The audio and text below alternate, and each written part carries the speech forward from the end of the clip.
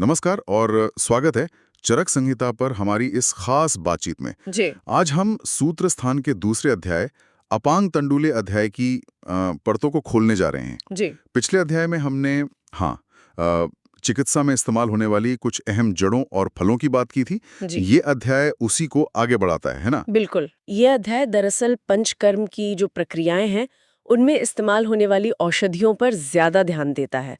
और हाँ, अध्याय का नाम अपांग तंडुलीय ये भी काफी दिलचस्प है। हाँ, ये असल में अपामार्ग, जिसे चिचड़ा भी कहते हैं, जी। उसके उन बीजों की तरफ इशारा करता है जो ताजे हों, छिलके निकले हुए हों और जिनमें अंकुरण मतलब उगने की शक्ति हो।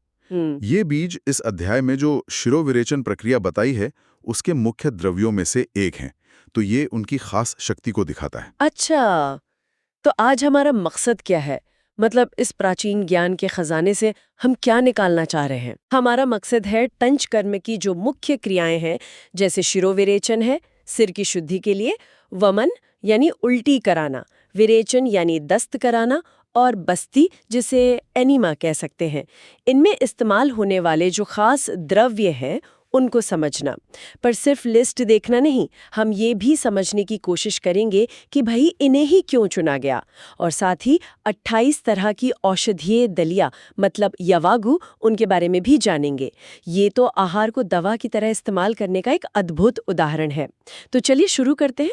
ठीक है, तो शुरू करते हैं पंचकर्म के इन औजारों से। सबसे पहले शिरोविरेचन, जिसे नस्य कर्म भी कहते हैं, यानी सिर से जुड़े दोषों को निकालने की प्रक्रिया। इसके लिए क्या बताया गया है? हाँ, शिरोविरेचन का लक्ष्य होता है सिर, गला और इंद्रियों में जो दोष जमा हो गए हैं, खासकर कफ, उनको बाहर निकालना। अध्याय में श्लोक 3 से 5 में इसकी काफी लंबी लिस्ट है। जैसा नाम से ही पता चल रहा है, अपामार्ग के बीज इसमें मुख्य हैं। साथ ही पिपली, काली मिर्च है, विडंग, शिगरू यानी सहजन के बीज, सरसों, लसन, हल्दी, ज्योतिषमती और भी कई द्रव्य बताए गए हैं। अरे वाह, इतनी सारी जड़ी बूटियां सिर्फ सिर की शुद्धि के लिए? इनका इस्तेमाल किन खास तकलीफों में होता है फिर? हाँ, श्लोक 6 बताता है कि इनका प्रयोग होता है जैसे सिर में भारीपन हो, पुराना सरदर्द हो, माइग्रेन या फिर पिनिस यानी नज़ला जुकाम जिसे कहते हैं, सूंघने की शक्ति कम हो जाना और यहाँ तक कि मिर्गी या बेहोशी जैसी स्थितियों में भी। मूल बात यह है कि ये सिर और हमारी जो ज्ञानेंद्रियां हैं उनको प्रभावित करने वाले रोगों के लिए है।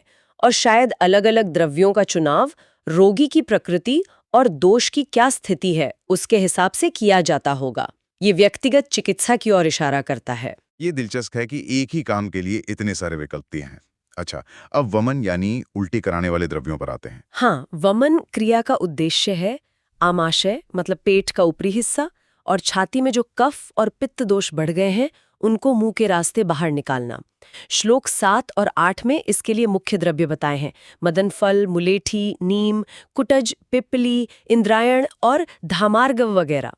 यहाँ सबसे जरूरी बात यह है कि ये क्रिया बहुत सावधानी से करनी चाहिए जिससे रोगी को कोई और तकलीफ न हो। और क्या वमन के लिए कोई सबसे असरदार द्रव्य बताया गया है? जैसे पिछले अध्याय में कुछ श्रेष्ठ द्रव्यों का जिक्र था। हाँ बिल्कुल, इस अध्याय में मदन फल को वमन कराने वाले द्रव्यों में सबसे अच्छा, सर्वश्रेष्ठ कहा गया है। ग्रंथों के अनुसार ऐसा इसलिए है क्योंकि तुलनात्मक रूप से सुरक्षित है और बिना ज्यादा परेशानी के असरदार तरीके से वमन करा सकता है।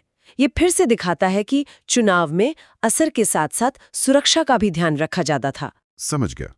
तो सिर के लिए शिरोविरेचन, पेट के ऊपरी हिस्से के लिए वमन, अब पाचन तंत्र के निचले हिस्से की बारी, यानी विरेचन या दस्त लाने वाले द्रव्य। सही पकड़ा आपने। विरेचन का मकसद है पक्वाशय यानी हमारी आंतों में जमा हुए पित्त और दूसरे दोषों को मल के रास्ते बाहर निकालना। श्लोक 9 और 10 में इसके लिए द्रव्य दिए गए हैं, जैसे त्रिव्रता है, निशोथ जिसे कहते हैं, त्रिफला है, हरड़, बहेड़ा आंवला का मिश्रण, दंती, अमलतास का गूदा, मुनक्का और आर्गवद। इनका इस्तेमाल तब होता है जब दोष पाचन तंत्र में नीचे की ओर चले गए हों। और क्या विरेचन के लिए भी कोई सर्वश्रेष्ठ द्रव्य है, मदन फल की तरह? हाँ, त्रिव्रता, ओपर्क्युलिना टुर्पेथुम, इसको विरेचन द्रव्यों में सबसे उत्तम माना गया है। कहा जाता है कि ये पेट में ज्यादा मरोड़ या तकलीफ दिए बिना आसानी से और प्रभावी ढंग से पेट साफ कर देती है। ये तो बहुत व्यवस्थित लग रहा है। मतलब शरीर के अलग अलग हिस्सों में जमा दोष, उनके लिए अलग अलग निकास मार्ग और उनके लिए खास द्रव्य। अच्छा, अब बस्ती कर्म की बात करते हैं। ये क्या है और इसके लिए कौन से द्रव्य हैं? बस्ती, जिसे हम आम भाषा में एनेमा कह सकते हैं, आयुर्वेद में वात दोष को कंट्रोल करने का सबसे मुख्य उपाय माना जाता है। ये मुख्य रूप से दो तरह की होती है: निरूह बस्ती, जिसे आस्थापन भी कहते हैं, और अनुवासन बस्ती। निरूह बस्ती में औषधियों का काढ़ा इस्तेमाल होता है। श्लोक 11 से 13 में इसके लिए कई द्रव्य बताए हैं। इनमें दशमूल है, 10 जड़ें होती हैं, एरंड, पुनर्नवा, यव यानी जौ, कुल्थी, गुडूची, तेल, घी और अलग-अलग तरह के नमक शामिल हैं। ये खासकर पेट में गैस बनने, उदावर्त जिसे कहते हैं, या कब्ज यानी विबंध जैसी वात की समस्याओं में दी जाती है। और अनुवासन बस्ती, क्या उसके लिए अलग द्रव्य हैं? अनुवासन बस्ती में मुख्य रूप से औषधीय तेल या घी का प्रयोग होता है। श्लोक 14 कहता है कि इसके लिए अलग से कोई लिस्ट नहीं है, बल्कि ऊपर जो समूह बताए हैं उनमें से ही वात को शांत करने वाले द्रव्यों से सिद्ध तेल या घी का प्रयोग करना चाहिए। ये शरीर को स्निग्धता मतलब चिकनाई और पोषण देती है। पंचकर्म की ये प्रक्रियाएं सुनने में तो काफी गहन लगती हैं। क्या इन्हें सीधे ही शुरू कर दिया जाता है या कोई तैयारी भी करनी होती है? ये बहुत महत्वपूर्ण सवाल है आपका। श्लोक 15 साफ साफ कहता है कि पंचकर्म से पहले पूर्व कर्म यानी तैयारी जरूरी है, अनिवार्य है। जब शरीर में दोष अपनी जगह से हटकर बढ़ जाते हैं तो उन्हें सीधे निकालना मुश्किल होता है। इसलिए पहले स्नेहन किया जाता है, मतलब शरीर में अंदर और बाहर से तेल या घी का प्रयोग, और फिर स्वेदन यानी औषधीय भाप से पसीना निकालना। स्नेहन और स्वेदन, अच्छा, इनका मकसद क्या होता है? जैसे किसी बर्तन में मैल जम गई हो तो उसे निकालने से पहले भिगोना और गर्म करना पड़ता है ना, बिल्कुल वैसे ही स्नेहन से शरीर के अंदर जो रूखे दोष हैं वो मुलायम और चिकने होते हैं, और स्वेदन से वो पिघल कर या ढीले होकर अपनी जगह से शाखाओं से हटकर कोष्ठ यानी हमारे पाचन तंत्र में आ जाते हैं। एक बार दोष कोष्ठ में आ जाएं तो फिर वमन, विरेचन या बस्ती से उन्हें शरीर से बाहर निकालना आसान हो जाता है। इसके बिना पंचकर्मा प्रभावी नहीं होता, बल्कि नुकसान भी कर सकता है। तो ये सिर्फ दवा देने की बात नहीं है, पूरी प्रक्रिया की योजना बनाने की बात है। यहीं पर युक्ति का महत्व आता है, जिसका जिक्र श्लोक 16 में है। बिल्कुल सही। युक्ति इस अध्याय का और शायद पूरे आयुर्वेद का ही एक केंद्रीय विचार है। श्लोक 16 कहता है, मात्रा कालाश्रया युक्ति सिद्धिर युक्ति व्याश्रया, मतलब चिकित्सा की सफलता युक्ति पर निर्भर करती है, और ये युक्ति सही मात्रा यानी डोज और सही समय यानी काल के ज्ञान पर आधारित है। आगे कहा गया है कि सिर्फ औषधियों के नाम और गुण रटने वाले वैद्य से वो वैद्य हमेशा बेहतर होता है जो युक्ति जानता हो, मतलब रोगी की प्रकृति, दोष की अवस्था, रोग का बल, मौसम, पाचन शक्ति, उम्र, इन सबको ध्यान में रखकर दवा की योजना बनाने और उसे लागू करने की समझ रखता हो। सिर्फ जानकारी होना काफी नहीं है, उसका सही इस्तेमाल ही युक्ति है, और सफलता इसी पर निर्भर है। ये बात तो आज भी उतनी ही सच है। सिर्फ दवा का नाम जानना काफी नहीं, उसे कब, कैसे, कितनी मात्रा में और किस मरीज को देना है, यही असली कौशल है। अच्छा, यहाँ से अध्याय एक नया मोड़ लेता है और 28 तरह की यवागु यानी औषधीय दलिया का वर्णन करता है। पंचकर्म के बाद सीधे खान पान पर इतना जोर, ये थोड़ा अलग सा लगता है। हाँ, ये अलग जरूर लगता है, लेकिन बहुत तार्किक है। देखिए, पंचकर्म शरीर की गहरी सफाई की प्रक्रिया है, जिसके बाद पाचन अग्नि अक्सर थोड़ी कमजोर हो जाती है। ऐसे में भारी भोजन देना ठीक नहीं। यवागु, जो मूल रूप से चावल या जौ से बनी पतली दलिया या खिचड़ी जैसी होती है, वो पचाने में आसान होती है, लेकिन चरक इसे एक कदम आगे ले जाते हैं।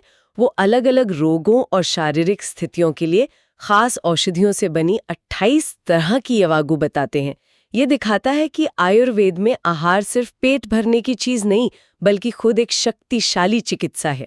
पंचकर्म के बाद ये पाचन को सुधारने, शरीर को ताकत देने और जो बचे हुए दोष है उनको शांत करने का काम करती है। 28 तरह की दलिया, ये तो भोजन द्वारा चिकित्सा का बेहतरीन उदाहरण है। क्या आप कुछ खास यवागु और उनके उपयोगों के उदाहरण दे सकती हैं? जरूर। पूरी 28 की लिस्ट तो काफी लंबी हो जाएगी, लेकिन कुछ उदाहरणों से इसकी विविधता का अंदाजा लगेगा।